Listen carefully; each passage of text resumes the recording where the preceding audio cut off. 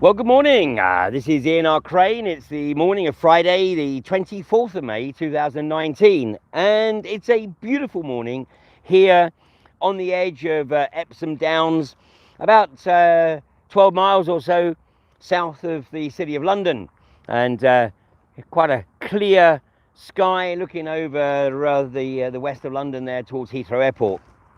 Well, it's race day here, so I'm going to get in and out and head off later today. Well, yesterday, of course, was the people's vote. It wasn't builders, that, of course, but all those who have been whinging and bickering about the need for a people's vote. Well, you've had two this month. The bottom line is that earlier in the month, of course, there was the local elections, and the Tories and the Labour Party got a spanking. And although the Remainers tried to Remain it as a clear call that because the Lib Dems and the Greens got a big chunk of the vote, that this was clearly an indication that the British public had had a change of heart and wanted to stay in the EU. Well, the bottom line is, of course, that there weren't too many people standing. I mean, UKIP and BREXIT. UKIP had a few candidates, but the BREXIT party certainly didn't. So there wasn't really too much opportunity to express one's view about the EU at the local elections, and that's not what they're about anyway. It's about electing representatives who people believe will do the best for their community, where they can live in hope anyway. But yesterday was a clear opportunity for the country to tell Westminster that it is completely frustrated and reaching the very end of its civilised behaviour. I was in London yesterday, and basically the polling stations, I stood outside a couple for about half an hour each, and there was hardly any movement at all. And that's because London and the South East, of course, is the area of the country where, if anybody is benefiting from participation in the EU, it's in that neck of the woods. And they know the feeling in the rest of the country, so they probably just didn't bother to vote. Elsewhere, people were queuing to register their vote.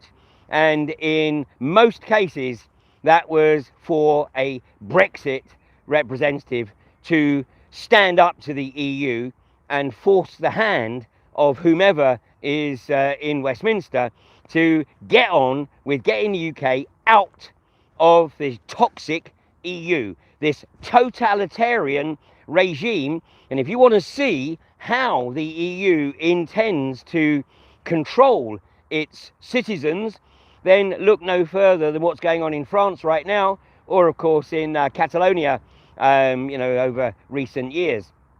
The bottom line is, dissent is not tolerated in the EU.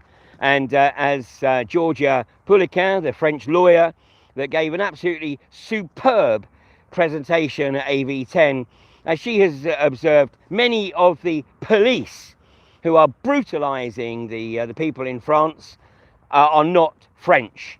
They are being shipped in from Eastern Europe and maybe even further afield. So that's what you have to look forward to if you remain or wish to remain in the EU. But the bottom line is the people of the UK have stated their intent in 2016, and that is growing. So there's no point really in banging on about people's vote. How many votes do you want? You know, of course, we know what you want. You want to keep voting until you get the right answer, or until the manipulation can be brought into play, like it was in Ireland, where basically it doesn't matter what the people vote, we'll manipulate the vote so that you stay in. It's time to get out. And many other countries, of course, go to the polls now, today and over the weekend, which is why the results from the poll yesterday in UK won't be announced until Sunday night or Monday. So if you have an opportunity to vote and you're watching this from another EU country, then do the smart thing and vote for MEPs who have a determination to get you out of the toxic EU. If the French, well, the French don't want it, they clearly don't want it, but if the Germans believe that the EU is what they want and they're benefiting from it, then let them continue. I don't believe it's the entire German population either. It's becoming increasingly apparent to people throughout the toxic EU that it benefits those who get their snouts deep in the trough and screw everyone else, to the point where we have literally, it's Animal Farm. It's those that have and those that don't, and everyone's equal, but some, i.e. those with their snouts in the trough, are a lot more equal than others. So you know what the deal is. So hopefully, I know Ireland's putting up some independent candidates, and best of luck to them, and particularly, of course, Gemma O'Doherty, who gave an outstanding presentation at AV10, and I joined her on her YouTube channel last night.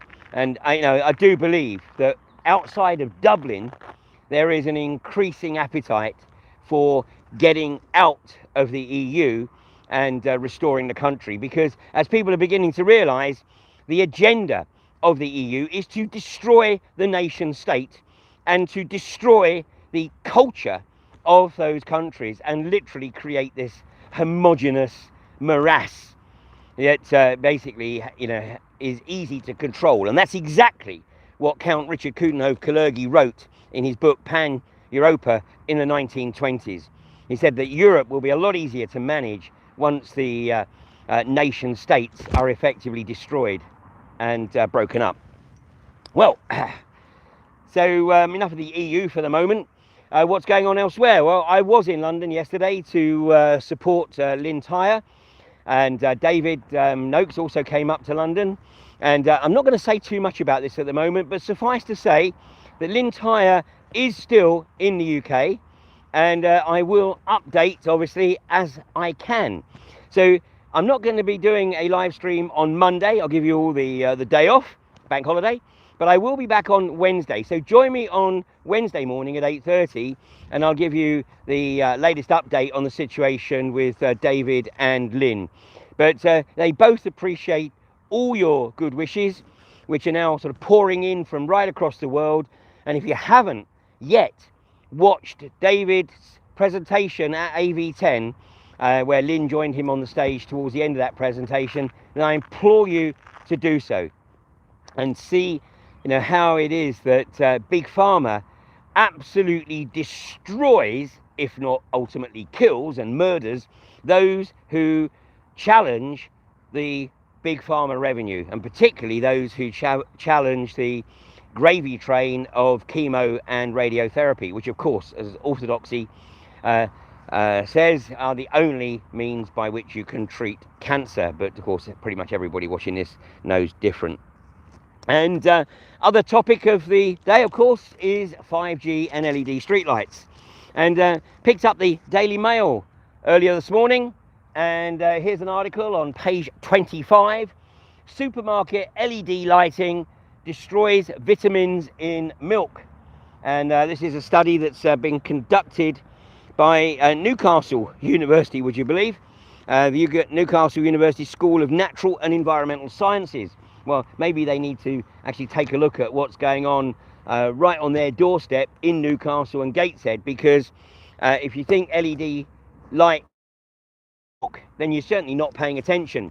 And earlier this morning I tweeted this article out along with a link to the Exeter University study, which basically proves, in conjunction with the Barcelona Institute of Global Health, proves that LED street lighting has such a marked impact on the circadian rhythm. It causes hormonal imbalance, which leads to measurable increases in both breast and prostate cancer.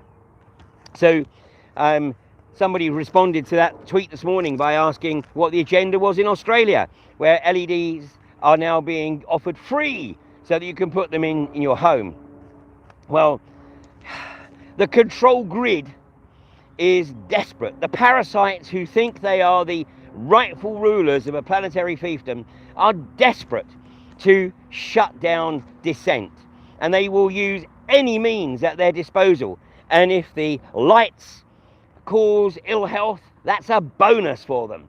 And if they actually trigger cancer, that's another bonus. Ka-ching, ka-ching. You know, tens of thousands of pounds of dollars spent by the state on chemo and radiotherapy. And if the state doesn't do it, then people will obviously sell their houses to be able to fund it. And so basically the state or the pharmaceutical industry will fleece you of everything that you think you've worked through your life to accumulate and pass on to your descendants. No, the state is going to be increasingly creative in finding ways to take it from you. And anything the state doesn't take, the corporatocracy will. So you're starting to get the message. It really is time to do a little bit of research and step up to the plate. And this is, of course, what the corporatocracy doesn't want. It doesn't want people standing in a field or on the edge of Epsom Downs, talking into a camera, putting out on social media the dissent, which is encouraging people to do their research and not just follow the narrative trotted out by the lamestream, which of course is becoming increasingly irrelevant. You know, as Judge Kramer observed in Newcastle last Thursday and Friday, you know, no mainstream media present for a matter that he thought should be of very significant public interest. Well, of course, the lamestream and the establishment don't want any coverage of blatant dissent or questioning the narrative. They just want people to roll out of bed, get on the train, get into the office, stay there until whatever hour, then go out, get wasted, go home, roll into bed, few hours sleep, wake up, same old, Groundhog Day. Well, the good news is that more and more and more people are waking up to this. Over 3/4 of the tickets for AV11 in May next year have already been sold. And I took the opportunity yesterday to go scope out some potential venues for AV 10.1, which I can tell you will be the last weekend in October. Just a few days before the October 31st deadline of the next attempt to extract ourselves from the EU. And of course, by that time, we'll have yet another unelected Prime Minister. And the likelihood is that it will be Boris.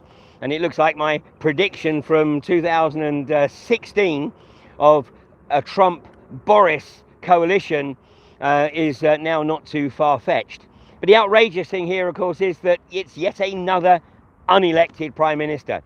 Theresa May was put into that role to obfuscate, to deceive, to mislead, because they knew, everybody knew, that she is an intellectual pygmy who is so narcissistic that she would be able to stay in number 10 despite all of the rising criticism. And even now, of course, she just doesn't get it. So obviously it's time for her to go. It's time for her to go before she even got in. So now let's see what happens with Boris. And, you know, let's make sure that we, the collective we, the people of this country, hold these parasites' feet to the fire and make them understand that we will not tolerate continued obfuscation. We want out of the EU, and we want it sooner rather than later. So meanwhile, you have a great weekend.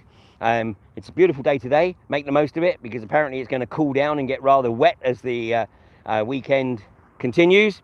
And by the way, I was up on the Lancashire moors and took a stroll around some of the reservoirs up there on, when did I do that? On Thursday afternoon. And I have to say that the water levels are very low, surprisingly low, perhaps for this time of year.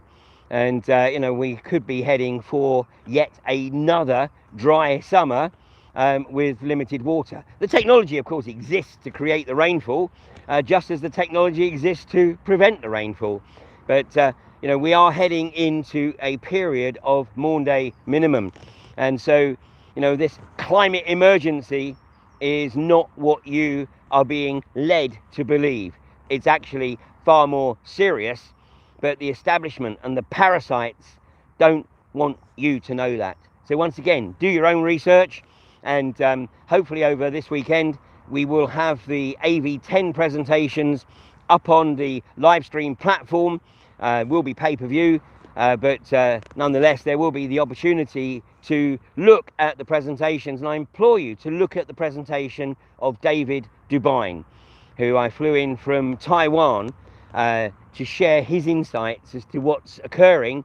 And he came to his research because he was buying crops, and basically he was beginning to get quite dismayed at the magnitude of crop loss due to frost in areas of the world that don't traditionally have frost. And what he shared in his presentation should make everybody sit up and pay attention. Okay, so meanwhile, have a great weekend. I will be back with you on Wednesday morning at 8:30. You take care now.